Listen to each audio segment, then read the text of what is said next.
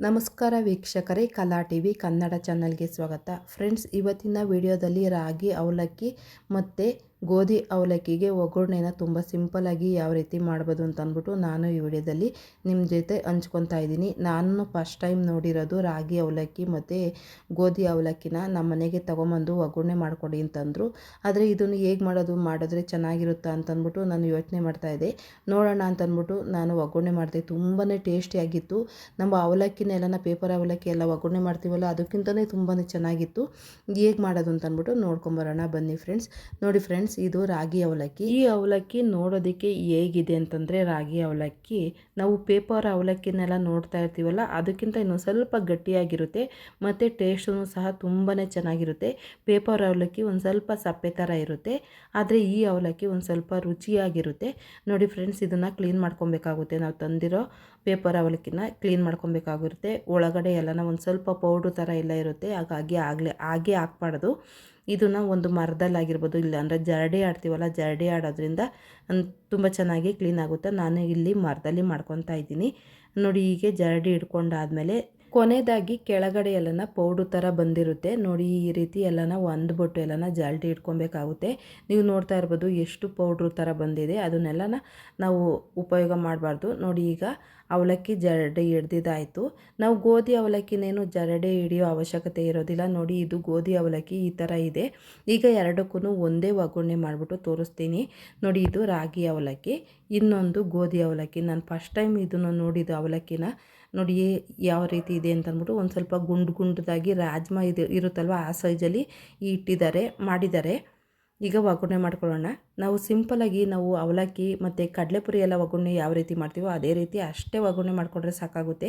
ತುಂಬ ಟೇಸ್ಟಿಯಾಗಿರುತ್ತೆ. ಈಗ ಸ್ಟವ್ ಮೇಲೆ ಬಾಣಲೆ ಇಟ್ಬಿಟ್ಟು ಎಣ್ಣೆನ ಸೇರಿಸ್ಬಿಟ್ಟು ಸಾಸಿವೆನ ಹಾಕ್ಕೊಂಡಿದ್ದೀನಿ. ಹಾಗೆ ಒಂದು 2 ಗೆಡ್ಡೆ ಬೆಳ್ಳುಳ್ಳಿನ ಹಾಕ್ಕೊಂಡಿದ್ದೀನಿ. ಯಾವಾಗಲೂ ಕಡಲೆಪುರಿ ಒಗ್ಗರಣೆ ಮಾಡಬೇಕಾದ್ರೂ ಅಷ್ಟೇ, ಅವಲಕ್ಕಿ ಒಗ್ಗರಣೆಗೂ ಅಷ್ಟೇ ಒಂದು ಸ್ವಲ್ಪ ಬೆಳ್ಳುಳ್ಳಿ ಜಾಸ್ತಿ ಹಾಕ್ಕೊಬೇಕಾಗುತ್ತೆ.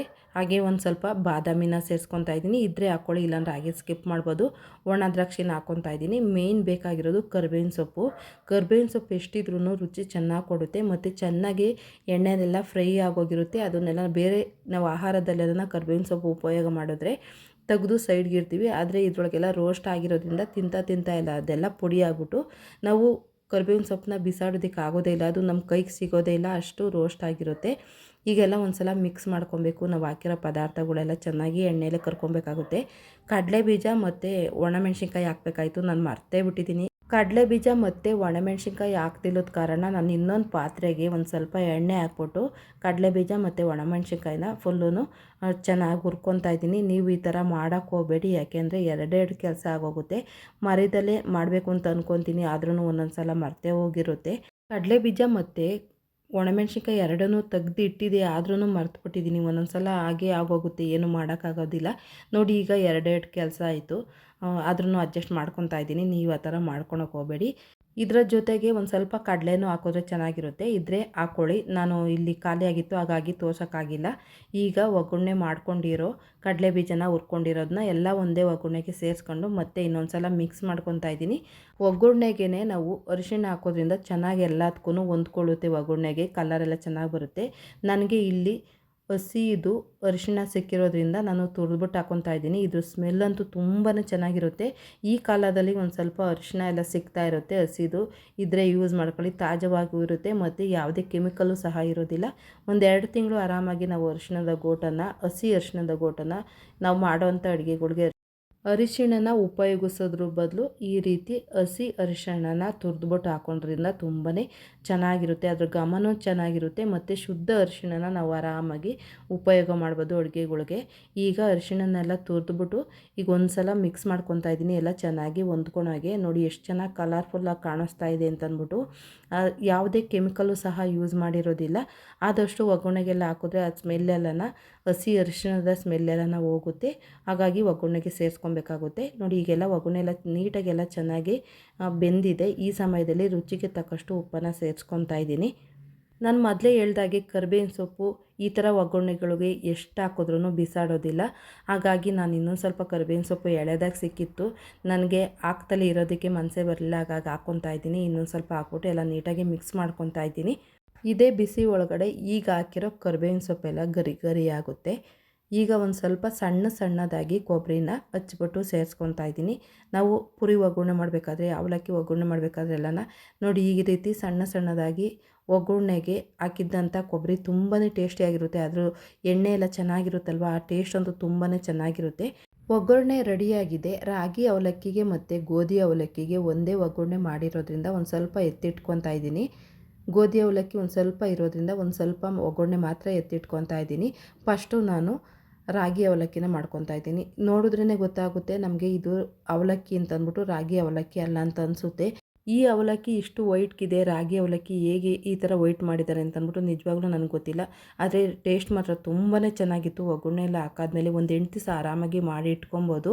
ನೋಡಿ ಹೀಗೆ ಒಗ್ಗರಣೆಗೆ ಎಲ್ಲ ಅವಲಕ್ಕಿನ ಸೇರಿಸಾದ್ಮೇಲೆ ನೀಟಾಗಿ ಮಿಕ್ಸ್ ಮಾಡ್ಕೊಬೇಕಾಗುತ್ತೆ. ಆದಷ್ಟು ಒಂದೇ ಕಡ್ಡೀಲಿ ಮಿಕ್ಸ್ ಮಾಡಿದ್ರೆ ಅಷ್ಟು ಚೆನ್ನಾಗಿ ಹೊಂದ್ಕೊಳೋದಿಲ್ಲ ಒಗ್ಗರಣೆ ಎಲ್ಲನ. ಹಾಗಾಗಿ 2 ಕೈಯಲ್ಲಿ ನಾವು ಈ ರೀತಿ ನೀಟಾಗಿ ಮಿಕ್ಸ್ ಮಾಡ್ಕೊಳೋದ್ರಿಂದ ತುಂಬ ಚೆನ್ನಾಗಿ ಎಲ್ಲದಕ್ಕೂ ಒಗ್ಗರಣೆ ಎಲ್ಲ ನೀಟಾಗಿ ಹೊಂದ್ಕೊಳ್ಳುತ್ತೆ. ನೋಡಿ ಹೀಗೆ ನಾನು 2 ಕೈಲೂ ಮಿಕ್ಸ್ ಮಾಡ್ತಾಯಿದ್ದೀನಿ. ಇಲ್ಲ ಅಂತಂದರೆ ಬಾಣಲಿ ಇರುತ್ತಲ್ಲ, ಬಾಣಲಿನ ಒಂದು ಸ್ವಲ್ಪ ಮೇಲೆ ಕೆಳಗೆ ಆಡಿಸೋದ್ರಿಂದ ನೀಟಾಗೆಲ್ಲ ಅವಲಕ್ಕಿನ ಆಡಿಸೋದ್ರಿಂದ ನೀಟಾಗಿ ಹೊಂದ್ಕೊಳ್ಳುತ್ತೆ. ಆಗೋರು ಮಾಡ್ಕೊಳ್ಳಿ, ಇಲ್ಲ ಅಂತಂದರೆ ಆಗಲಿಲ್ಲ ಅಂದರೆ ಇದೇ ಈಸಿ. 2 ಕೈಲೂ ಮಿಕ್ಸ್ ಮಾಡ್ಕೊಳೋದು.